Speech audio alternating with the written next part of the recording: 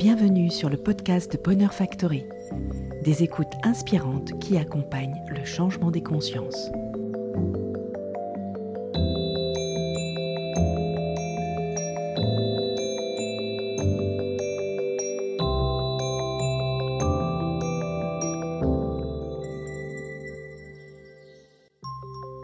Je suis Céline Basset et c'est un immense bonheur de réaliser ces interviews afin de partager avec vous la connaissance et les expériences de mes invités. L'écoute et la transmission ont toujours été une grande source d'enseignement et je suis convaincue que c'est à partir de là que peuvent naître de grands changements en soi. Dans cette vision qui m'anime, je vous livre mes précieux échanges auprès des personnes qui m'inspirent.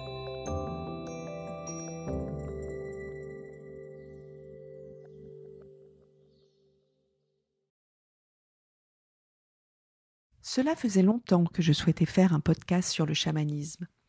La difficulté était de trouver la bonne personne, celle qui pouvait expliquer que le chamanisme est quelque chose de sérieux.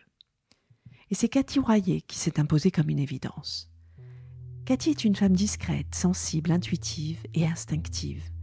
Elle pratique toujours son métier d'infirmière de bloc. Mais dans sa vie personnelle, Cathy est une femme chamane, qui a appris progressivement à assumer cette responsabilité que le monde des esprits lui a demandé d'incarner dans cette vie occidentale depuis plusieurs années maintenant. Elle exerce son métier d'infirmière à mi-temps et propose durant ses temps libres des accompagnements chamaniques de tradition turco-mongole.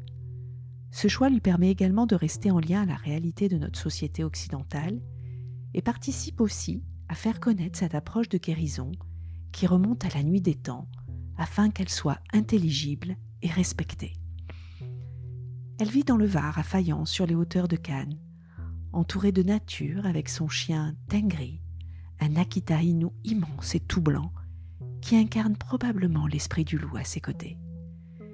C'est dans son magnifique et chaleureux tipi qu'elle accueille et propose ses soins au tambour pour des personnes souhaitant vivre un voyage chamanique selon les traditions des peuples de l'Altaï. Le chamanisme est quelque chose de mystérieux. Il peut même effrayer certains et pourtant, ça nous intrigue et nous attire. Comme si une part de nous se souvenait de mémoires très lointaines où existaient des hommes médecines, des femmes guérisseuses qui étaient les gardiens de la connaissance pour accéder au monde dématérialisé avec l'aide des êtres de la nature. Cathy Royer a commencé son propre cheminement depuis un voyage en Mongolie en 2013, suite à un rêve prémonitoire quelques mois plus tôt, qui était venu lui dire de partir sur ces terres d'Asie centrale. Habituée à ce type de rêve, elle savait qu'il s'agissait d'un message sérieux. Elle ne comprenait pas encore le sens, mais elle a écouté son intuition, car elle allait le découvrir. Suite à ce rêve, de nombreux petits cailloux se sont posés sur son chemin pour faciliter ce voyage, dont le contact d'un Français qui lui a été donné et qui était marié à une nomade mongole. Peu de temps après son arrivée, c'est lui qui l'a mis en contact avec une grande chamane, Badma. C'est elle qui lui a révélé qu'elle était elle-même chamane. Selon Cathy, on ne devient pas chamane, on est chamane à sa naissance. Badma lui disait qu'elle avait été choisie. 4 ans plus tard, c'est en Sibérie, en République de Touva, proche de l'Altaï, qu'elle complète son enseignement auprès de Ludmila Oyun, qu'elle qualifie comme sa maman chamane et qui l'accompagne toujours aujourd'hui. Auprès de ces personnes qui lui sont chères, Cathy a appris les rituels nécessaires pour communiquer avec l'autre monde, celui des esprits. Les esprits vont t'enseigner, lui ont dit ses 2 mentors. Ces véritables enseignants ne sont pas des chamanes. Ces enseignants se trouvent dans le monde des esprits, un monde sacré dans lequel pénètrent les chamanes lorsqu'ont été transmis, pratiqués et intégrés des rituels et des prières qui se transmettent de chaman à chaman. Afin de réaliser ce podcast, j'ai souhaité faire l'expérience d'un voyage chamanique et j'ai demandé à Cathy un rendez-vous dans ce sens. Me concernant, l'expérience fut surtout sonore et olfactive. Je ressentais une très grande force qui m'enveloppait de la part de cette femme en apparence toute fine. J'étais en totale confiance. Je ne suis pas partie en état de transe durant ce voyage car j'ai encore de grandes résistances, probablement liées à des souvenirs d'enfance où la perte de contrôle de personnes proches a laissé des traces. Mais comme à chaque fois, c'est dans l'après que toutes les pièces du puzzle s'assemblent. C'est en échangeant sur ce qu'elle a vu et sur ce qu'il m'a semblé voir durant ce voyage sonore que l'histoire s'est dessinée. Très étrangement et sans raison, j'ai ressenti le besoin de lui partager une rencontre qui a compté dans ma vie et qui m'a conduite à me rendre 4 fois en 1 an dans le nord de l'État de New York de 2017 à 2018. C'est au retour de mon 3e voyage que la raison de cette rencontre s'est révélée. J'allais découvrir que je m'étais reconnectée à une ancienne vie de guerrier amérindien dans une forêt du nord de l'État de New York, sur les terres des Iroquois, et que mon animal de pouvoir, le hibou, s'était présenté à moi d'une manière originale à Coxsackie, en utilisant un univers créatif et artistique pour lequel je suis sensible. Ok, très bien, mais entre nous, je dois vous avouer que je ne savais pas bien quoi faire de ces informations. Il a fallu attendre cette nouvelle rencontre avec Cathy et ce voyage chamanique pour rassembler les pièces manquantes et pour expliquer que tous mes choix de vie depuis ces dernières années, ainsi que la conscience de ma raison d'être, étaient animés par cette reconnexion qui me donne la force et le courage d'oser impacter le monde autour de moi telle une guerrière, pour encourager les autres à oser incarner leur unicité et à aller à la rencontre de soi. Le voyage chamanique que Cathy m'a invité à vivre a confirmé tout cela, car en effet, ce sont bien des chants amérindiens qu'elle chantait et que j'entendais, et c'est bien l'ombre du hibou que j'ai aperçu dans la nuit. Le plus étrange est lorsqu'elle m'a parlé de ce guerrier qui semblait s'appeler Cheveux au vent et qui a entendu son chef de tribu prononcer « Ours fort », m'a-t-elle dit. Quel ne fut pas mon étonnement, accompagné de rires complices avec Cathy quand je lui dis que Dominique Rankine, un des derniers chefs héréditaires et homme médecine algonquin qui m'accompagne sur mon chemin rouge Kiwetan depuis 2019, fait justement partie du clan de l'ours. Un voyage chamanique nous reconnecte au monde dématérialisé pour nous relier au sens de notre humanité, où nous sont transmis de manière singulière et unique à chacun des pièces du puzzle de notre vie. À nous d'assembler ces énigmes au fil de notre cheminement pour nous aider à comprendre notre raison d'être dans cette vie et ce que nous sommes venus apprendre pour être transformés. Comme le disent les Sioux Lakota, Mitakuye Oyasin, et qui signifie que nous sommes tous reliés et interconnectés dans le visible et l'invisible. Je suis heureuse de partager avec vous cet entretien avec cette extraordinaire femme chamane, Cathy Royer, qui va vous éclairer sur la véritable tradition chamanique d'Asie centrale.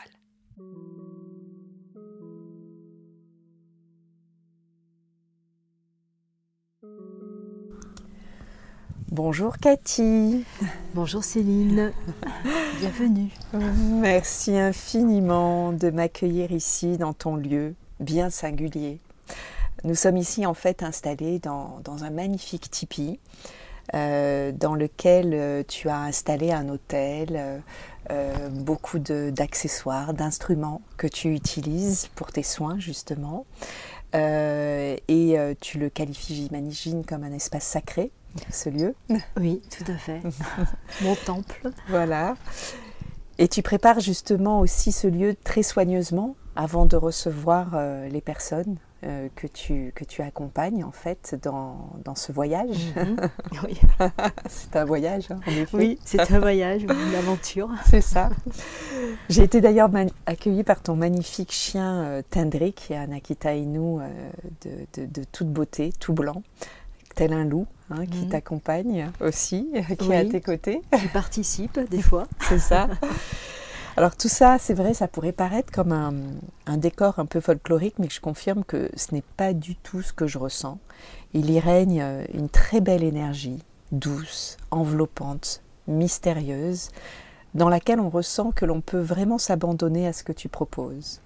Alors nous nous étions rencontrés grâce à une connaissance commune il y a maintenant plusieurs années.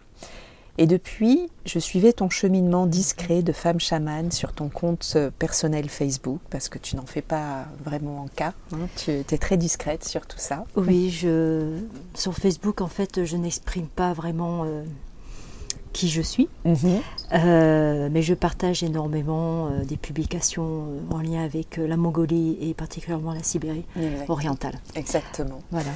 Donc j'ai eu envie de reprendre contact avec toi car cela fait longtemps que j'avais envie de partager un podcast sur le chamanisme. Et je souhaitais réaliser cette émission avec une personne qui sait de quoi il s'agit. En effet, ta rencontre avec le chamanisme est assez incroyable parce que j'ai pu observer ce cheminement justement. Et tu vas justement nous raconter tout ça dans ce podcast. Mais tu fais partie de ces rares personnes qui ont été enseignées au chamanisme sur les terres d'origine, la Mongolie et l'Altaï. On entend Tindré qui est en train d'aboyer dehors. La Mongolie et l'Altaï, donc proches de la Sibérie. Et si je tenais à réaliser cette émission avec une véritable chamane, c'est parce que depuis ces dernières années, nous observons un besoin de retrouver la foi en quelque chose de plus grand. Et beaucoup de personnes ressentent le besoin de soigner les autres. Alors je dis souvent que ce besoin est proportionnel au besoin de se soigner soi, justement. Et on a aussi surtout observé qu'il était possible de s'auto-proclamer chaman en suivant des formations rapides où on apprend à fabriquer un tambour, alors qu'être chaman, c'est quelque chose de sérieux. Bref, cela peut donner vraiment du discrédit au chamanisme, alors qu'il est justement important de comprendre de quoi il s'agit. Et c'est d'ailleurs ce que je vais te demander, Cathy. Qu'est-ce que cela signifie pour toi d'être chaman? Ouf. Un vaste Merci sujet, Céline de poser cette question, qui est très vaste, ouais, effectivement. Tu m'aurais posé la même question il y a 10 ans, je t'aurais dit inconnu. Je n'ai absolument rien compris en fait, au début. Et j'ai mis du temps à accepter d'ailleurs, on va dire, ce message, enfin en tout cas cette casquette. Aujourd'hui, je peux un peu mieux l'exprimer quand même.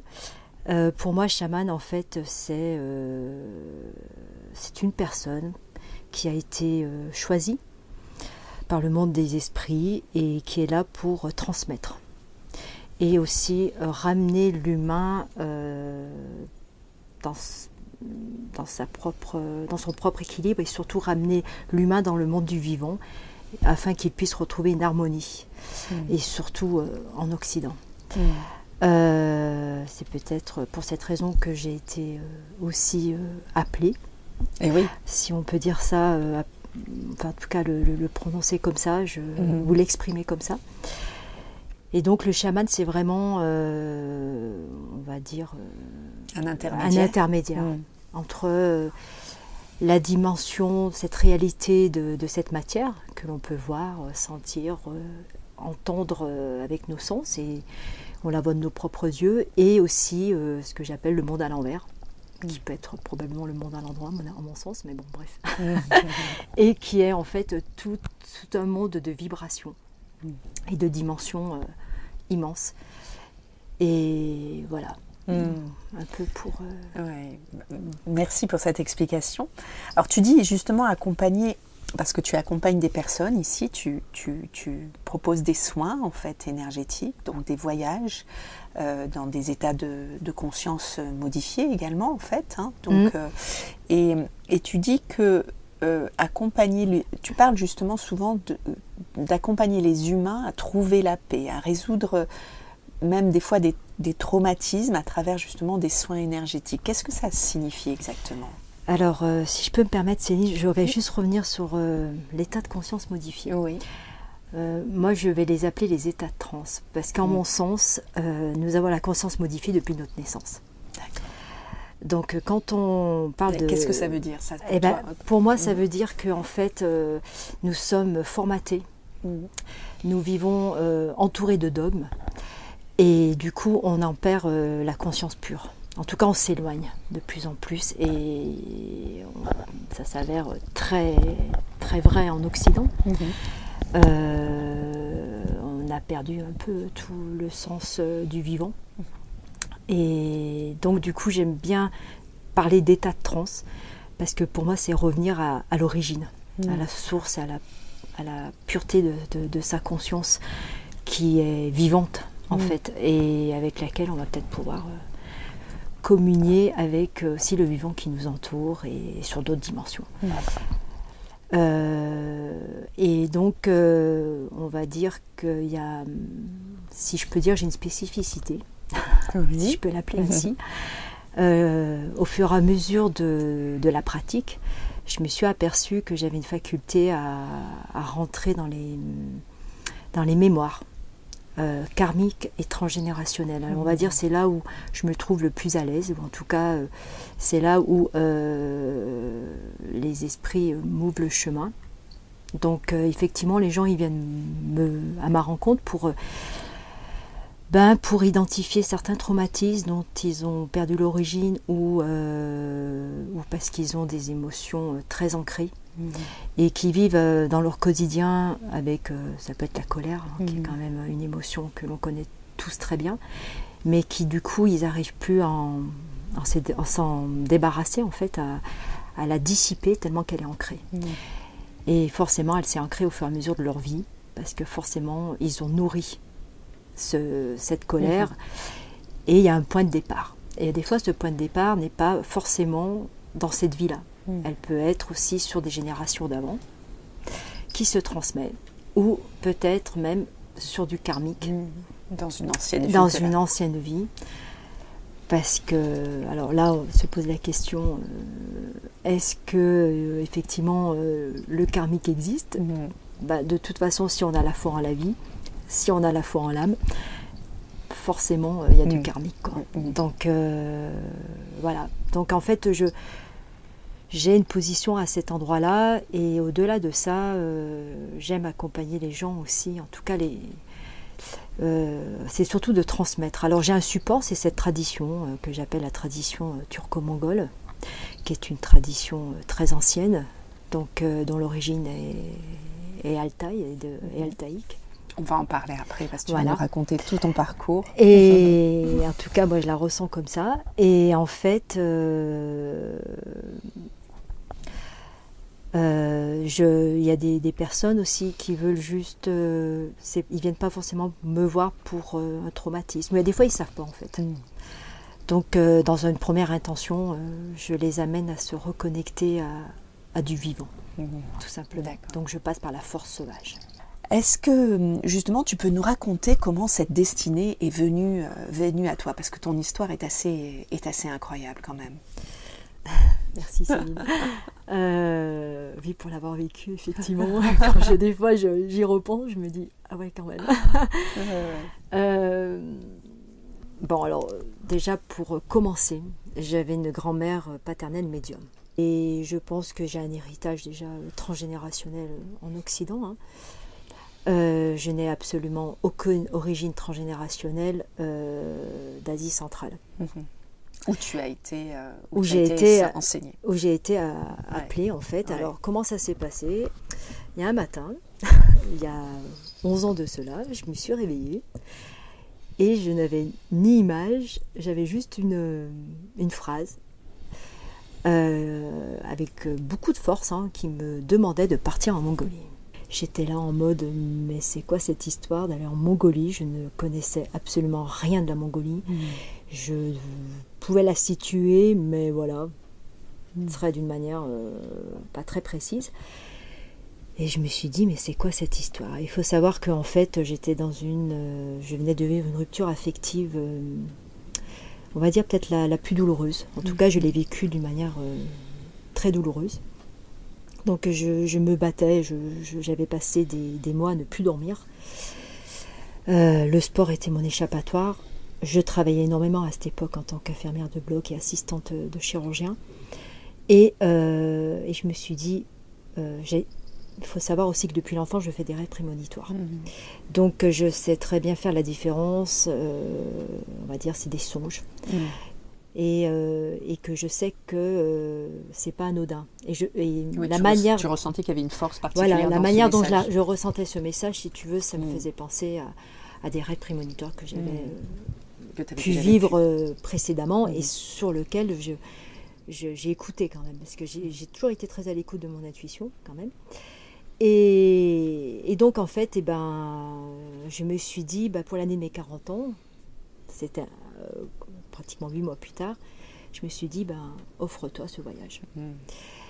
Je n'avais absolument aucune attente. La synchronicité pendant ces 8 mois de préparation, entre guillemets de préparation, parce que je vivais ma vie complètement normalement, je savais que je devais y aller seule. J'ai rencontré un berger, voilà, à Colobrières, et qui m'avait invité un week-end à partager des moments avec des amis à lui. Et lors d'un repas, chacun parlait de ses futures vacances et on m'a demandé où j'avais l'intention de partir. Et j'ai dit, je vais partir en Mongolie, mais d'une manière très ironique presque, avec un ton, why not, mais pourquoi, j'en sais rien. Et un de la tablée me dit, ah bon, et comment se fait-il que cette idée t'est venue? Et donc j'explique l'histoire. Et cette personne me dit, écoute, est-ce que déjà tu sais comment y aller, etc. Je dis, non, je sais que je dois y aller seule. Je ne sais pas, absolument pas comment, dans quelle direction je dois partir à partir d'Oulan-Bator, mais je verrai bien. Et il me dit, écoute, si tu veux, j'ai un contact. Et ce contact, il vit avec une nomade dans le nord de la Mongolie, il va l'épouser. Et on est d'accord qu'à cette époque-là, tu n'avais même pas entendu parler le mot chamanisme, quoi que ce soit. Non. C'était la Mongolie. C'était la Mongolie, je ne connaissais pas. Alors, bien sûr qu'il m'a mis en contact avec cette personne.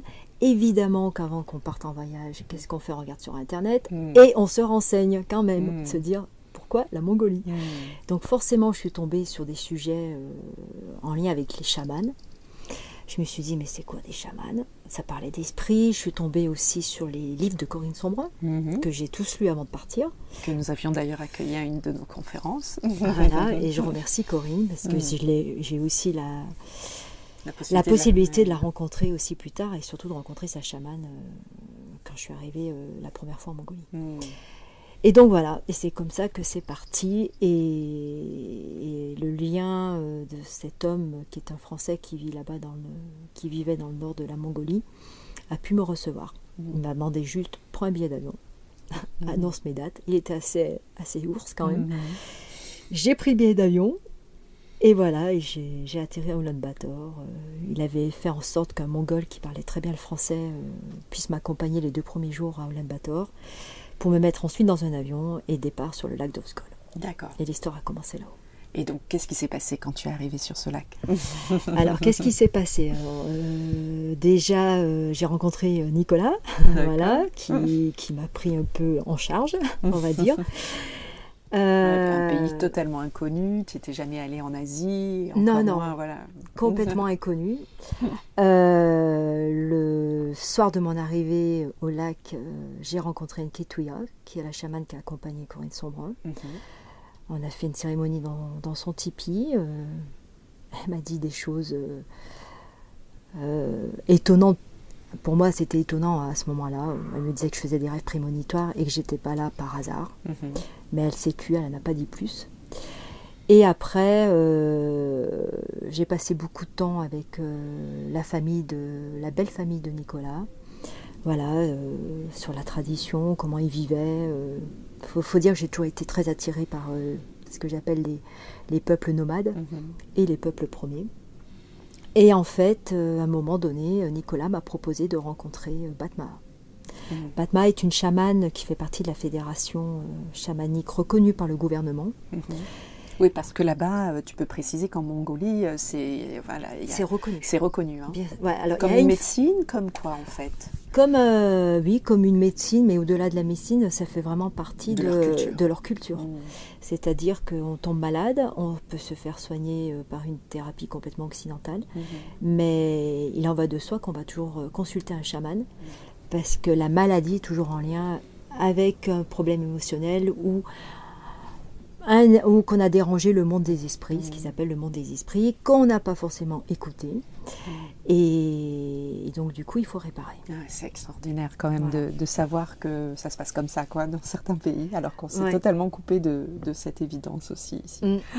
Et donc, tu as rencontré Batmaa. Donc, Batmaa, oui. Alors, j'étais évidemment en stress de la rencontrer. Alors, en plus, pour aller la rencontrer, on a fait 20 heures de piste sous des torrents de pluie, une tempête, pas possible. J'ai cru qu'on n'allait jamais y arriver. Je savais pas du tout. Les résistances. Les résistances, oui, le parcours a été long. Et surtout que le soir même, quand je suis arrivée, Batmaa était malade. Donc, vous imaginez ma déception, quoi. C'est-à-dire, je me suis dit, je vais avoir quelqu'un qui va peut-être me faire un soin, que je vais peut-être aller mieux, parce que j'étais encore très affectée par cette rupture. Et j'attendais que ça, en fait, qu'on s'occupe de moi. Et elle ne s'est pas occupée de moi pendant les 3 premiers soirs. Déception en déception, je me suis dit, en fait, elle ne va jamais s'occuper de moi. Et un soir, à 23h, elle décide, elle me fait signe de m'installer devant son hôtel. Elle met un fichu sur la tête. Un peu dans le même esprit que celui que tu as là. Oui, d'ailleurs c'est elle. Comment tu l'appelles? Alors, pour moi c'est une protection, je ne lui donne pas forcément de nom. Ce n'est pas en lien avec mon costume de chaman, mais c'est quelque chose que je porte tout le temps pour mes soins. Ouais. Donc il y a des petits grelots et tout ça, qui est magnifique. Et ben, c'est le sien. Ce fichu, c'est Batma qui m'a demandé de le faire pour me protéger. Et donc il a 10 ans, et donc 10 ans que je le porte. Enfin pas tout à fait 10 ans, mais... Et donc à cette nuit-là, parce que ça durait quand même plus de 2 heures de consultation avec elle, elle n'a absolument pas pris son tambour, mais sa guimbarde. C'est quoi une guimbarde? Une guimbarde, c'est un instrument avant qu'on met sur la bouche. Ah oui. Et c'est la manière... c'est ce bruit, cette musique mongole là qu'on voilà. entend. Alors, c'est pas le chant diphonique, mais c'est effectivement ce petit instrument qu'utilisent les chamans et les nomades aussi pour se mettre en lien avec les esprits. Et à ce moment-là, elle me posait des questions. Alors, il faut savoir que j'avais la femme de Nicolas qui écrivait tout en mongol pour que je puisse bien tout traduire après par Selmoun, qui est le mongol qui parlait très bien le français. Ah oui, donc tu n'avais pas tout de suite la traduction plus ou moins? Si, parce qu'il me la faisait en anglais, Nicolas, et puis Nicolas commençait à bien comprendre aussi le mongol. D'accord. Mais c'est surtout sa femme Gantouya, qui était un bon soutien parce qu'elle me traduisait au fur et à mesure en anglais. Et donc la chamane, Batma, me posait des questions auxquelles je devais répondre. Et des fois, elle attendait que je pose une question. Alors, forcément, je n'avais rien préparé. Donc je suis restée un peu bête parce que je ne savais pas trop quoi lui poser comme question. Et elle, en fait, elle a complètement dit des choses vraies de ce que j'avais pu vivre, entre autres de cette relation qui m'avait beaucoup affectée, qu'elle était juste, c'est normal que je la quitte, qu'elle devait se terminer, que j'étais appelée à faire autre chose, et que j'étais une chamane. Voilà. Et quand alors quand le mot chaman a été prononcé et que Nicolas a éclaté de rire et qu'il a dit bienvenue au club, j'ai dit pardon. Qu'est-ce que ça veut dire? Et du coup il me dit Batma te demande d'accepter. Et j'ai dit mais non, moi j'ai pas du tout envie d'être chaman, je suis pas là pour ça. Et comment je peux être chaman alors que je connais pas du tout la tradition, quoi. Et elle me regardait avec un petit sourire, je me souviens, et son regard plein de douceur. Et je faisais sans arrêt le nom de la tête, comme ça, du style stop, je veux plus en entendre parler, quoi.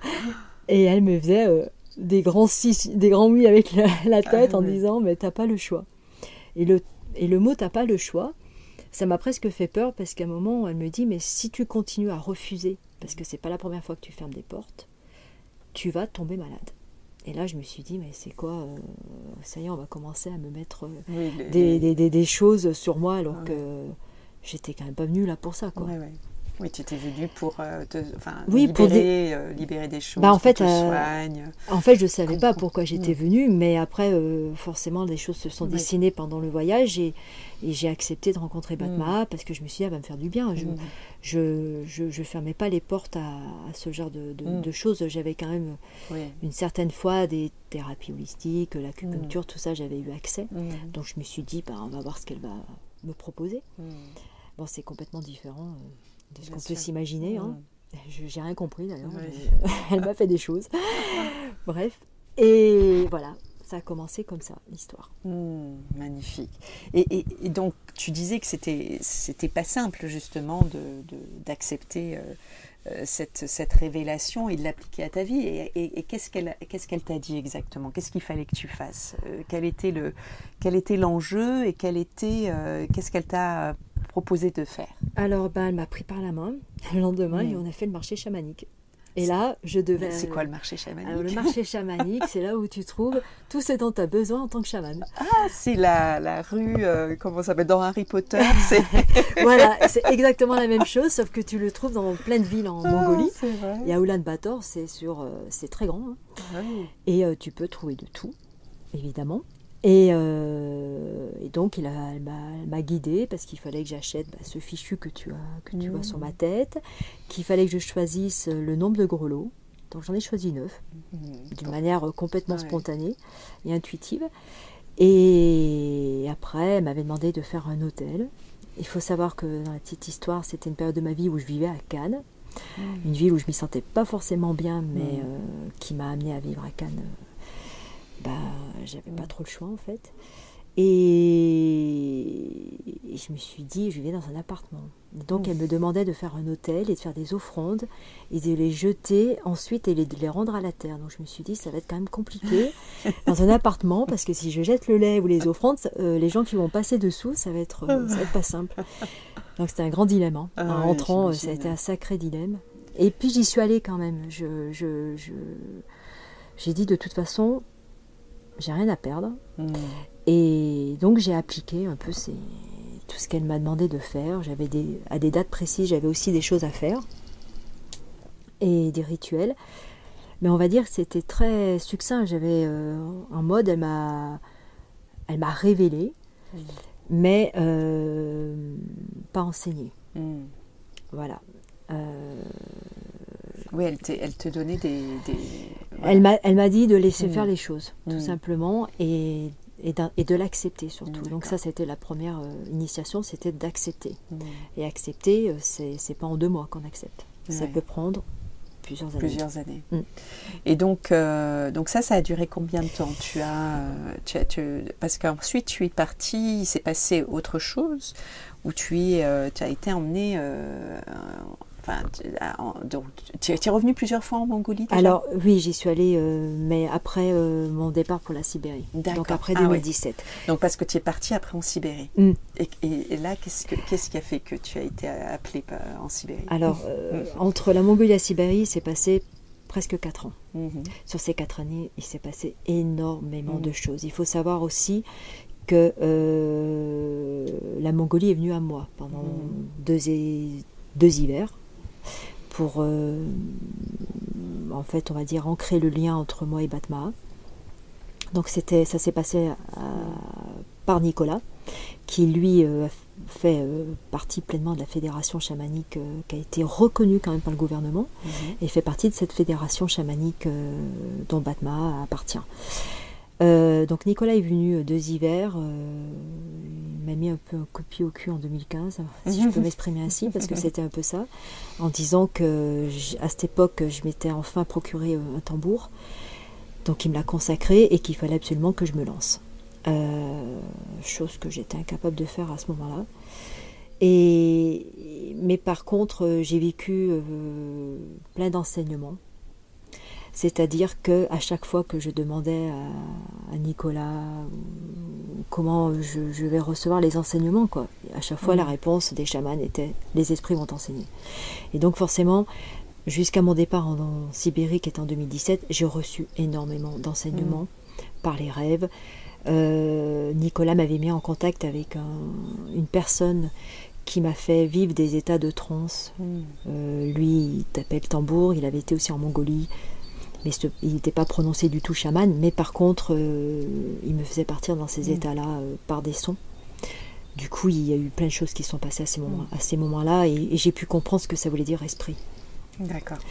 Et j'ai commencé à faire les soins, on va dire, quelques mois avant le départ en Sibérie. Et par contre, très étonnamment, je ne pouvais pas appeler mes soins de tradition, ou que je portais une tradition mongole.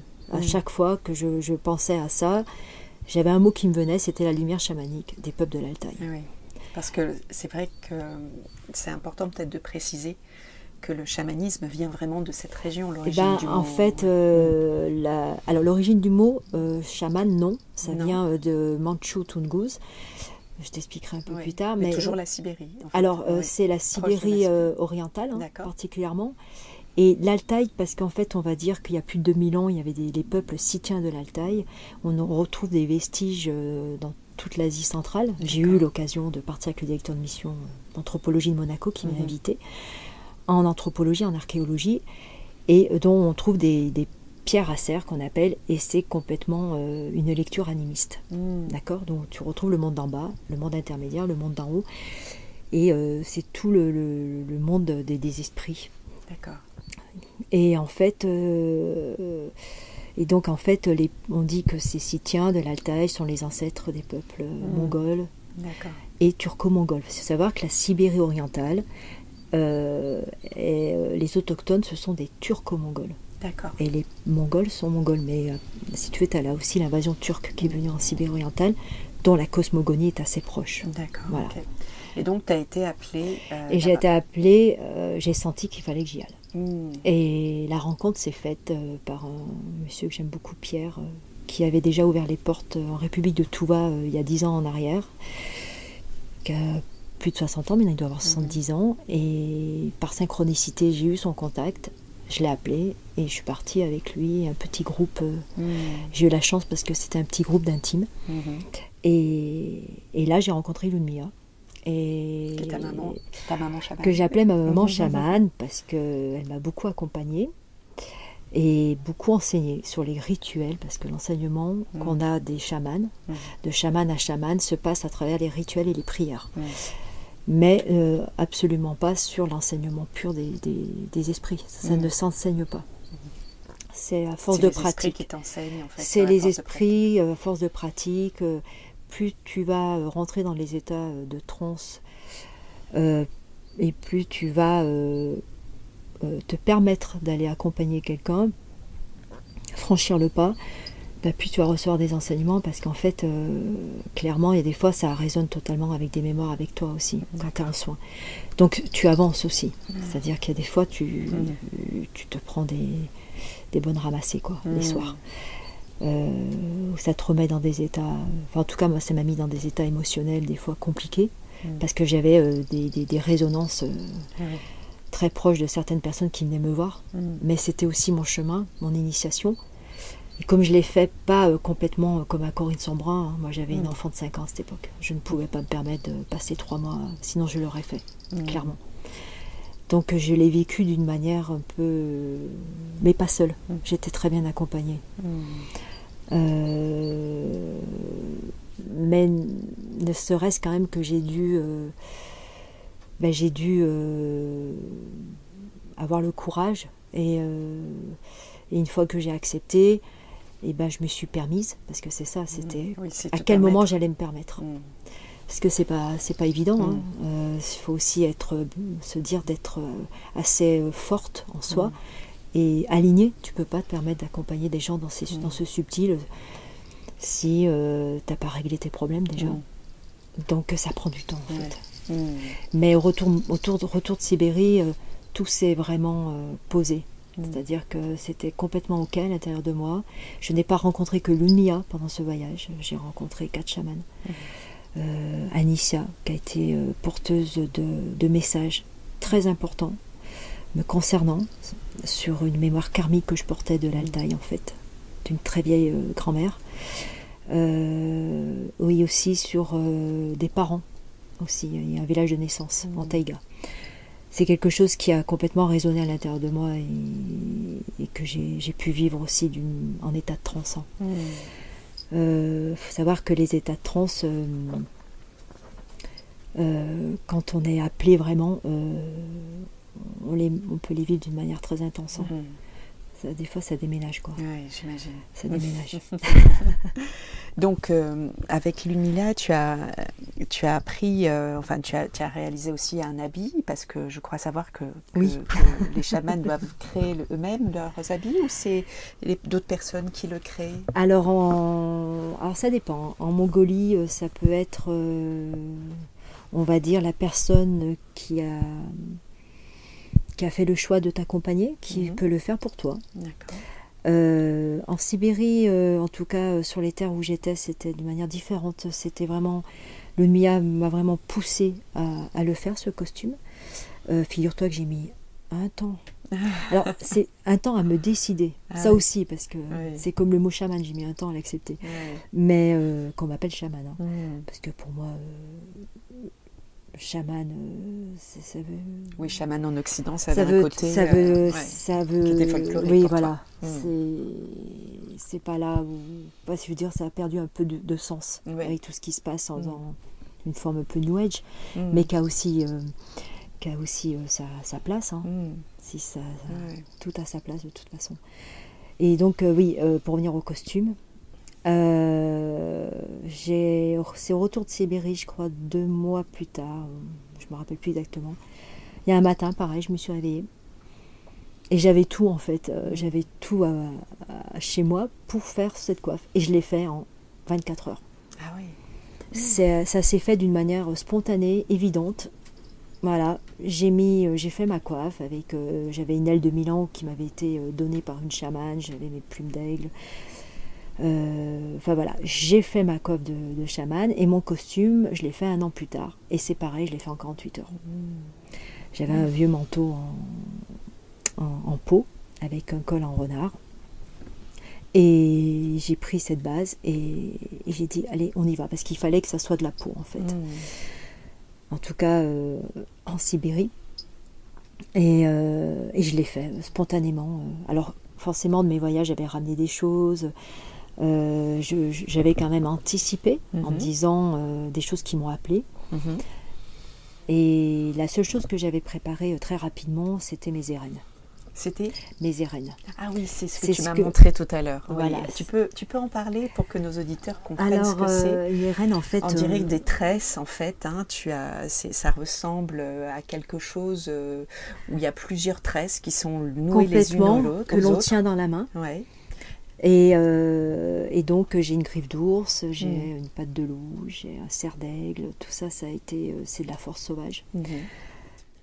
Très en lien avec les esprits des animaux, évidemment. Et on tresse aussi des rubans de couleurs, donc 5. Chaque couleur a une symbolique, ouais.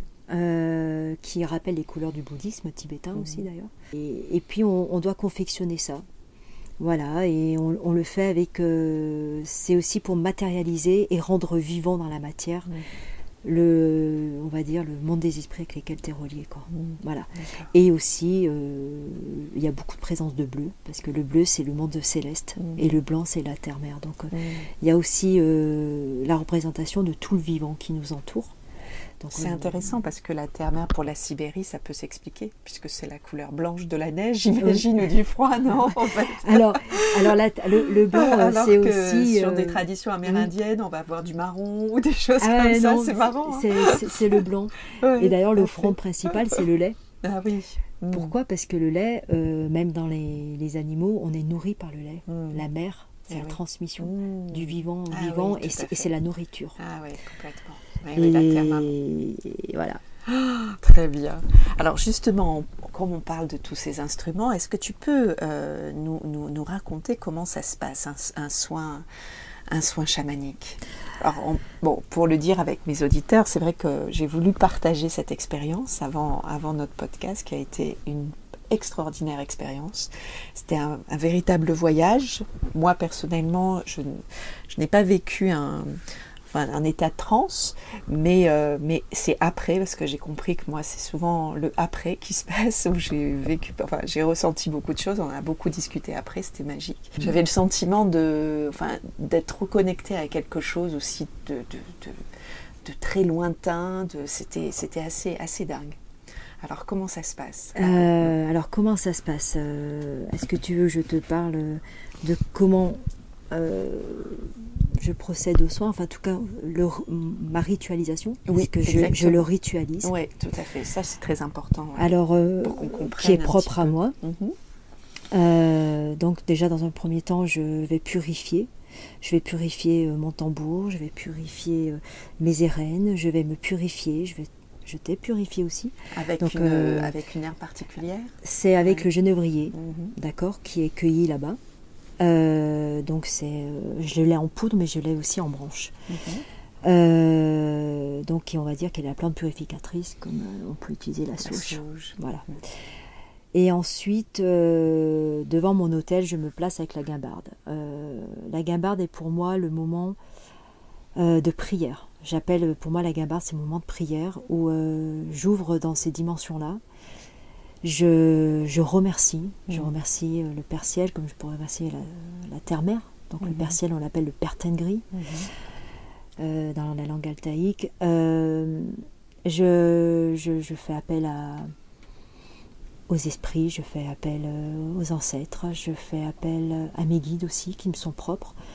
Et évidemment, je présente la personne qui est là, le pourquoi elle vient. Voilà, je la présente aussi avec son année de naissance. Et je laisse faire ce qui doit se faire. Donc là, à ce moment-là, moi, c'est aussi dans ce moment de prière où le mental n'existe plus déjà. Il n'intervient plus. Et après, je prends le tambour, c'est ma monture. Et à partir de là, quand j'ai le tambour en main... J'aime bien, tu dis c'est ta monture, donc c'est comme si tu étais portée par une force, en fait. Ben, en fait, si tu veux, la vibration du tambour m'emmène aux états de transe. Les états de transe, ils sont très variés. Et donc, du coup, il y a un lâcher-prise total. C'est-à-dire qu'à aucun moment, j'ai une pensée qui interfère me concernant. Je peux même avoir une mauvaise nouvelle le matin, elle disparaît totalement. C'est-à-dire que je m'oublie totalement. Ça, c'est très important. Ça nécessite une force importante. Ben, c'est l'état de transe. C'est-à-dire qu'à aucun moment, dans cet état de transe, ta personne a de l'intérêt. La seule personne qui a de l'intérêt, c'est la personne qui est là avec toi.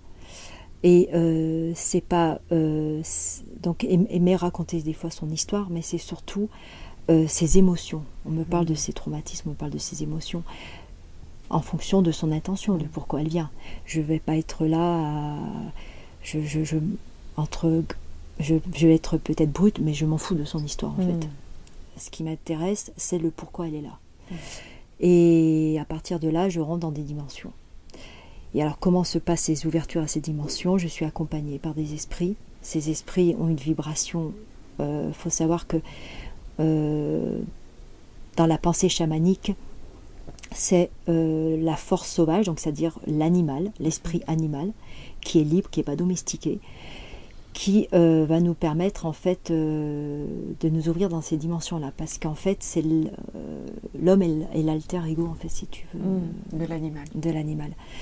Et l'animal, en fait, il a cette dimension où il expérimente, si tu veux, sa vie d'une manière totalement libre, où d'une manière instinctive. Complètement. Il y a toutes les forces instinctives qui sont très présentes. Et donc, du coup, il est le manifeste de l'univers, en fait, si tu veux. Quelque part, il est dans le pur instinct, en fait. Oui. Donc, c'est déjà un premier chemin, si tu veux. Moi, c'est l'esprit du loup. Et donc, en connexion totale avec la nature et son environnement, parce qu'il est dans l'instinct. Voilà, il est dans l'instinct. Et donc, du coup, il te reconnecte tout de suite au monde du vivant. D'accord. Complètement. Et moi, c'est par cette force, et moi, c'est l'esprit du loup. Et ça, je le sais depuis toute petite, quand même, que j'ai un loup qui m'habite. Et par cet esprit du loup, bah, du coup, je vais poser des questions. Et lui, il va m'y répondre. Alors, c'est très différent d'une personne à l'autre. Il y a 0 protocole. Ce qu'il faut savoir, c'est que dans le soin chamanique, il n'y a aucun protocole. Je ne sais jamais quels sont les sons, quels sont les chants. Quelles sont les visions, comment ça va m'apparaître. Aujourd'hui, j'en comprends le sens. Des moments, j'avais des visions, je ne comprenais absolument pas ce que voulait me dire cette symbolique. Aujourd'hui, j'ai quand même l'habitude. Et c'est surtout que, c'est pas que j'ai l'habitude, c'est surtout que j'ai compris qu'il fallait que j'écoute ce que je ressens à l'intérieur. Voilà, parce que des fois, on a une image, mais on n'arrive pas à la comprendre de suite. Mais par contre, le ressenti, il ne vous trompe pas. Et c'est comme ça que j'arrive à avancer dans le voyage chamanique, ou en tout cas dans l'accompagnement chamanique, quand je suis en état de transe. Donc j'ai toujours ma conscience qui est là, qui est différente du mental, attention. J'ai ma conscience, et c'est moi qui décide à quel moment, ou en tout cas je sens à quel moment ça s'arrête aussi, le soin. Et il y a des sons et des chants qui me viennent à des fois Tiens, tu peux qui raconter un peu les chants que tu as eus pendant notre soin. Il y avait un chant d'une très vieille grand-mère à la fin, que je ne connaissais absolument pas, c'est pas ma grand-mère à moi, que je me suis dit ok, mais ce chant était là pour toi, pour, si je peux me permettre, est-ce que je peux Oui, tout à fait. Était là pour une guérison dans ton ventre. Voilà. Donc j'ai laissé faire. Et là, ça n'a pas voulu m'en dire plus, mais peut-être parce que je crois qu'on... Voilà. Et puis voilà, je pense qu'on a compris.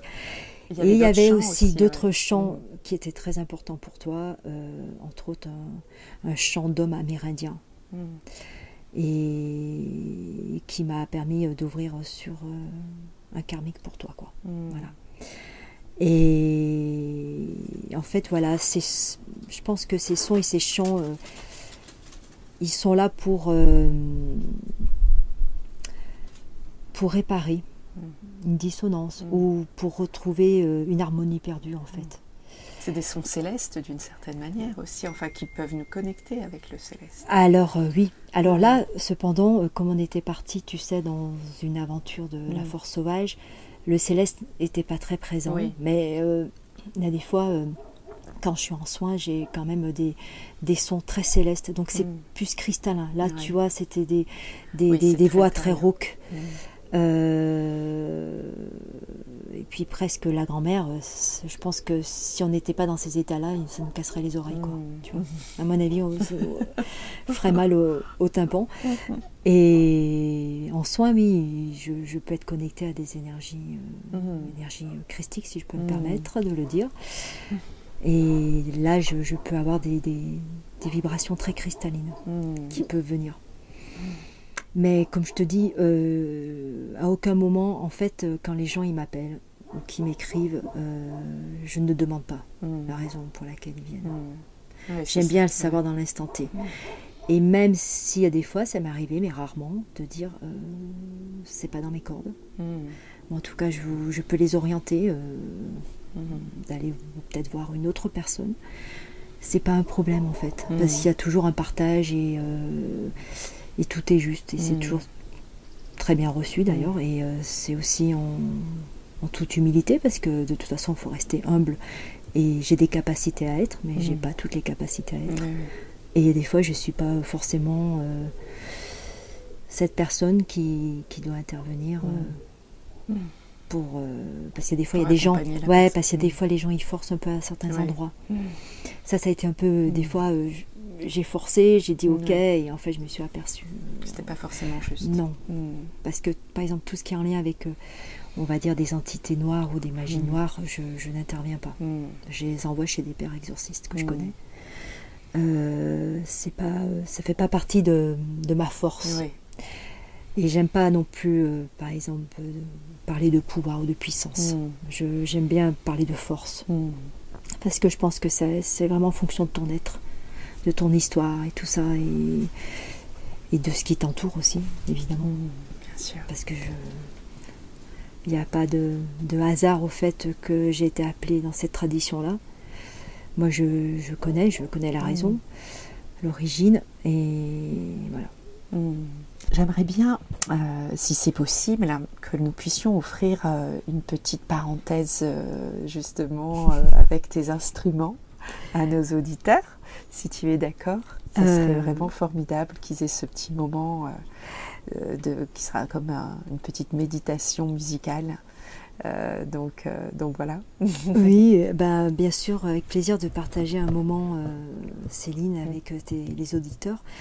Je ne sais pas si je vais prendre le tambour, parce que sinon on est parti pour une heure. Je veux bien faire ma prière avec la guimbarde. Parfait, donc magnifique. Si tu permets juste de t'installer, de me mettre en condition. Je te remercie. Vous êtes invité maintenant à écouter une parenthèse sonore proposée par Cathy, instrumentalisée d'une guimbarde, un instrument utilisé par les chamans d'Asie centrale pour inviter la présence des esprits et accompagner le voyage chamanique. Vous pouvez utiliser ces quelques minutes comme une invitation à une courte méditation. Laissez-vous porter par les sons.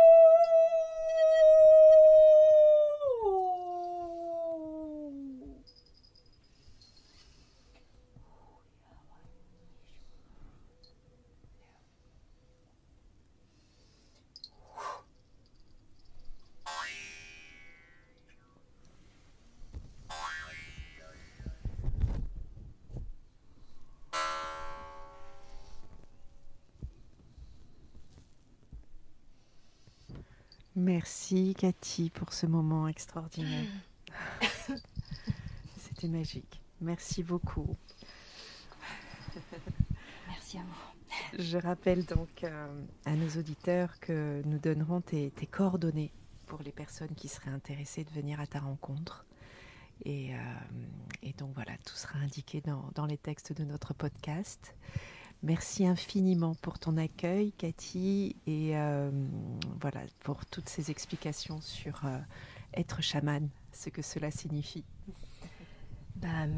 Surtout un grand merci à toi, Céline, pour ton cœur qui est si ouvert. Et c'était un grand moment de partage. Partagé en tout cas, ça c'est sûr. Merci à toi. Merci beaucoup. Si vous souhaitez contacter et rencontrer Cathy Royer, vous pouvez la contacter sur ses comptes Instagram ou Facebook en saisissant cathy.royer.9.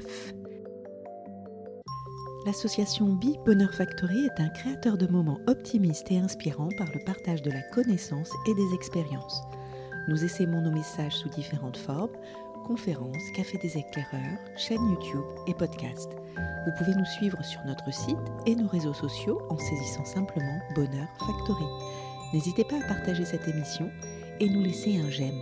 Vous pouvez également rejoindre notre ruche de gens optimistes en adhérant à notre association Be Bonheur Factory. Merci et à très vite pour du bonheur dans vos oreilles.